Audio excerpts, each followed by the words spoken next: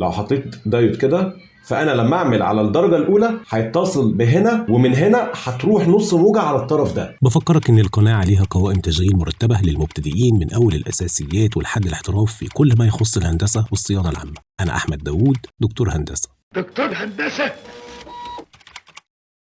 لو انا عملت على الزيرو كده، لو حطيت وصلت هنا هنا مفيش اي اتصال. لو اديت درجه هاجي هنا هلاقي اتصال، لو جيت هنا مش هلاقي اتصال. تمام. طيب لو عملت على الدرجه الثانيه، هو في هنا 2 اهو، بيقول لك ان ده درجتين. لو عملت على الدرجه الثانيه هلاقي الاتصال هنا زي ما هو عادي، وفي اتصال هنا.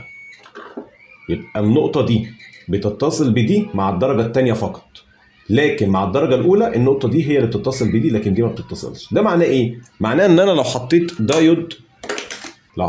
دايود كده، فانا لما اعمل على الدرجه الاولى هيتصل بهنا، ومن هنا هتروح نص موجه على الطرف ده. لكن لو عملت على الدرجه الثانيه هيتصل ده بده مباشره، فهتروح موجه كامله على الطرف ده. دي الدايره بتاعت الاستشوار، واحنا كنا شرحناها قبل كده بشكل نظري وبشكل عملي. هسيب لك الفيديو ده في الوصف. المهم، ادي المفتاح بتاعنا اهو.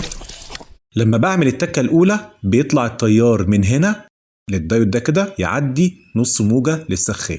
لما بعمل على التكه الثانيه بيطلع التيار من الطرف ده مباشره على السخان، وبالتالي السخان بتاع الاستشوار عندنا ليه شدتين. الشده الاولى مع التكه الاولى للمفتاح بيطلع نص موجه، الشده الثانيه اللي هو السخان بيسخن بقى على الاخر مع التكه الثانيه للمفتاح بيطلع تيار مباشر للسخان.